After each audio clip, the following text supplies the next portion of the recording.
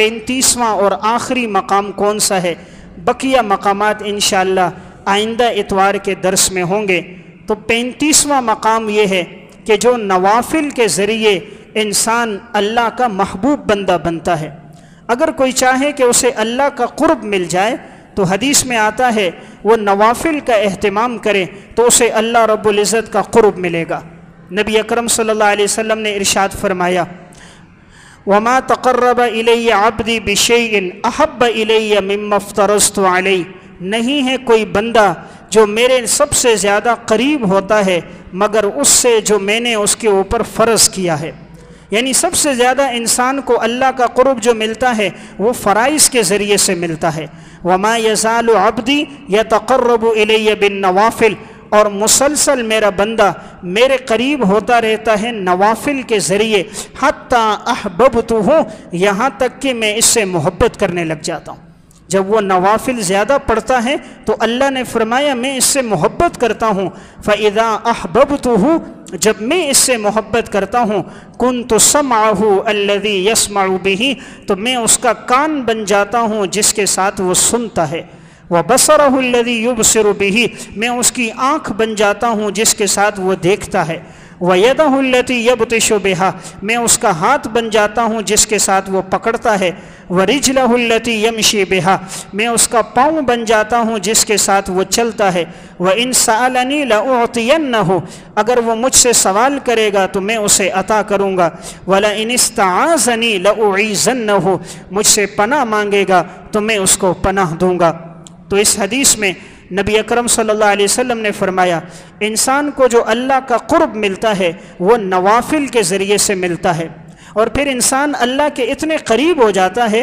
آپ نے فرمایا اللہ رب العزت فرماتے ہیں کہ میں اس کا ہاتھ بن جاتا ہوں، ما یلیق بشانی، ہاتھ بننے کا مطلب کہ وہ پکڑتا ہے جس کا اللہ نے حکم دیا۔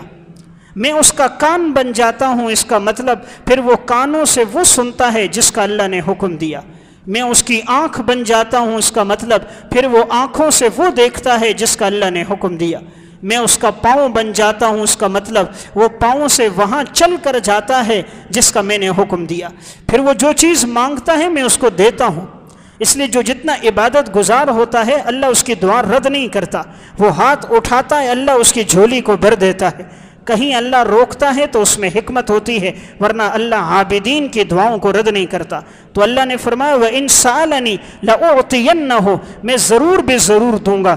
لام بھی تاکید، نون بھی تاکید ثقیلہ، ضرور دوں گا، اور اگر وہ مجھ سے پناہ مانگے گا تو میں ضرور پناہ بھی دوں گا۔ تو انسان کو جو قرب ملتا ہے اللہ رب العزت کا وہ نوافل کے ذریعے ملتا ہے، اور نوافل کے ذریعے انسان اللہ کے بہت زیادہ قریب ہو جاتا ہے۔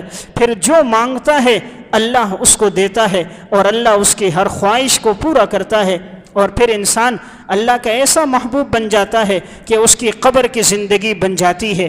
میں آخری ایک واقعہ عرض کروں جو امام ذہبی نے الکبائر میں لکھا کہ جب انسان کی زندگی نیکی میں گزرتی ہے تو قبر کے مراحل کتنے اچھے گزرتے ہیں، اور خدا نخواستہ زندگی گناہ میں گزری تو ہر گناہ کی سزا اسے قبر میں کیسے ملتی ہے۔ عبد الملک بن مروان اپنے دور کا ایک بڑا بادشاہ گزرا ہے۔ ایک دفعہ ایک شخص اس کے پاس آیا اور کہا کہ میں نے بہت بڑا گناہ کیا ہے، کیا میرے گناہ کی معافی ہو سکتی ہے؟ عبد الملک نے کہا ہاں، ہر گناہ کو اللہ معاف کر دیتا ہے۔ آخر تو نے کون سا گناہ کیا؟ کہا مجھ سے بہت سے گناہ ہوئے ہیں۔ اس نے کہا تیرے دل میں توبہ کرنے کا جذبہ کیسے پیدا ہو گیا؟ تو اس نوجوان نے اپنے رات کا خواب سنایا۔ کہا میں نے رات کو یہ خواب دیکھا ہے۔ عبد الملک نے کہا مجھے بھی سناؤ۔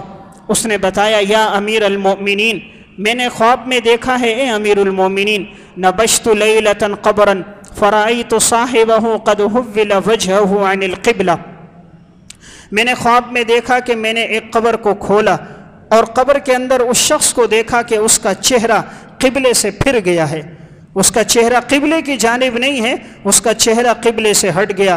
فخفت منہ، تو میں بہت ڈر گیا۔ وأردت الخروج، میں فوراً قبر سے نکل کر بھاگنے لگا۔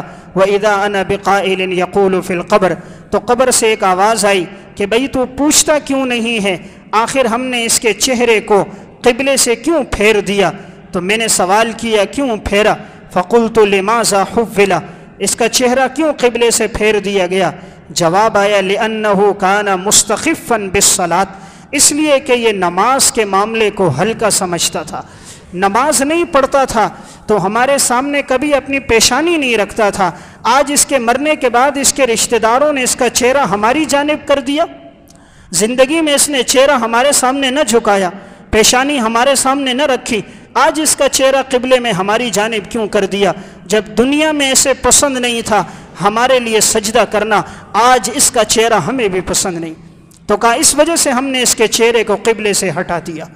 اب یہ کہتے ہیں پھر میں نے دیکھا خواب میں ثم نبشت قبرا آخر، پھر میں نے دوسری قبر کھولی فرأیت صاحبہ قد حول خنزیرا، میں نے دیکھا کہ اس شخص کی شکل خنزیر کی صورت میں مسخ ہو گئی، وقد شد بالسلاسل والاغلال فی عنقہ، اور اسے زنجیروں کے ساتھ توقوں کے ساتھ باندھا ہوا ہے، فخفت منہ، میں ڈر گیا، واردت الخروج، میں نکل کے بھاگنے لگا۔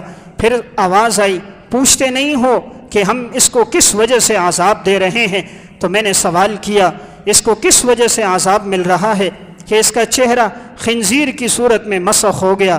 تو جواب آیا کان یشرب الخمر فی الدنیا ومات من غیر توبۃ، یہ دنیا میں شراب پیتا تھا اور اس نے توبہ نہیں کی، شراب پیتے پیتے مر گیا اور اس نے شراب پینے سے توبہ نہیں کی، اس لیے ہم نے اس کے چہرے کو حرام پیتا تھا ہم نے حرام خنزیر کی صورت میں مسخ کر دیا۔ پھر وہ کہتا ہے امیر المومنین میں نے خواب میں دیکھا نبشت قبرا آخر، میں نے ایک تیسری قبر کھودی، قد شد بالارض باوتار من نار، میں نے دیکھا کہ اسے آگ کی کیلوں کے ساتھ باندھا ہوا ہے، واخرج لسانہ من قفاہ، اس کی زبان گدی سے نکلی ہوئی ہے، فخفت ورجعت، میں ڈرا اور بھاگنے لگا۔ پھر سوال ہوا پوچھتے نہیں ہو کہ ہم نے اسے یہ سزا کیوں دی ہے؟ میں نے سوال کیا کیوں سزا ملی ہے؟ کہا کان لا یتحرز من البول، یہ پیشاب کی چھینٹوں سے نہیں بچتا تھا، وَكَانَ يَنْقُلُ الْحَدِيثَ بَيْنَ النَّاسِ، لوگوں کے درمیان چغل خوریاں کرتا تھا، ایک کی بات دوسرے کو پہنچاتا تاکہ ان میں جھگڑا ہو، لڑائی ہو، لوگوں میں فساد ڈالتا تھا۔ جس زبان سے چغل خوری کرتا تھا ہم نے اسے یہ سزا دی کہ اللہ نے اس زبان کو منہ کے بجائے پیچھے گدی سے نکال دیا۔ اب کہتے ہیں امیر المومنین میں نے چوتھی قبر کھولی، نبشت قبرا آخر فوجدت صاحبہ قد اشتعل علیہ نارا، میں نے دیکھا اس کی قبر آگ کے شعلوں سے بھری ہوئی ہے، سارا جسم آگ میں جل رہا ہے، میں ڈر کے بھاگنے لگا۔ پھر سوال ہوا پوچھتے کیوں نہیں ہو ہم نے اسے کیوں سزا دی؟ میں نے سوال کیا کیوں سزا دی؟ جواب آیا کان تارکا للصلاۃ، یہ شخص کبھی نماز نہیں پڑھتا تھا، یہ نماز نہیں پڑھتا تھا تو ہم نے اس کی قبر کو آگ کے شعلوں سے بھر دیا۔ اب کہتے ہیں امیر المومنین میں نے پانچویں قبر کھولی، نبشت قبرا آخر فرأیت قد وسع علی المیت مد البصر، میں نے دیکھا کہ میت کے لیے اللہ نے تا حد نگاہ اس کی قبر کو کشادہ کر دیا، قبر کشادہ ہی کشادہ ہے، وفیہ نور ساطع، ساری قبر نور سے بھری ہوئی ہے، نور ہی نور نظر آ رہا ہے، والمیت نائم علی سریر، اور وہ میت ایسے سویا ہے جیسے کوئی تخت پہ سویا ہوا ہوتا ہے، وقد اشرق نورہ، اس کے سامنے بھی نور اس کے پیچھے بھی نور، وعلیہ ثیاب حسنہ، خوبصورت لباس اس نے پہنا ہوا ہے، فاخذتنی منہ ہیبہ، مجھے اس سے بڑا رعب لگا، میں اس سے ڈر گیا، وَأَرَدْتُ الْخُرُوجِ، میں قبر سے نکلنے لگا۔ پھر سوال ہوا پوچھتے کیوں نہیں ہو ہم نے اس کو یہ عزت یہ اکرام کیوں دیا کہ اس کی قبر کو تحد نگاہ کشادہ کر دیا، جنت کا خوبصورت لباس پہنا دیا، قبر کو نور سے مزین کر دیا؟ میں نے کہا یہ اکرام کیوں کیا گیا؟ جواب آیا لِأَنَّهُ كَانَ شَابًا طائعا نشأ فی طاعت اللہ عز وجل، یہ وہ نوجوان تھا جس نے نوجوانی کی زندگی اللہ کی عبادت میں گزاری تھی۔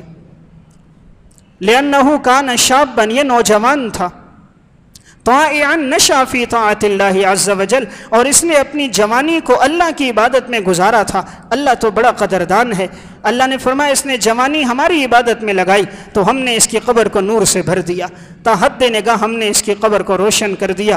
تو اس واقعے میں ہمارے لیے بڑی عبرت کا سامان ہے۔ ہر گناہگار کو سزا مل رہی ہے، جس نے نیکی پہ زندگی گزاری اللہ نے اس کو بھی بدلہ دیا۔ تو ایک جہان ہے جہاں جزا اور سزا ہر ایک چیز کا بدلہ ہے۔ اکثر نوجوان ہیں، ہم کوشش کریں ہماری جوانی اللہ کے راستے میں گزرے، اللہ کی عبادت میں گزرے، تو اللہ ہماری جوانی میں برکت دے گا۔ اللہ ہم سب کو عمل کی توفیق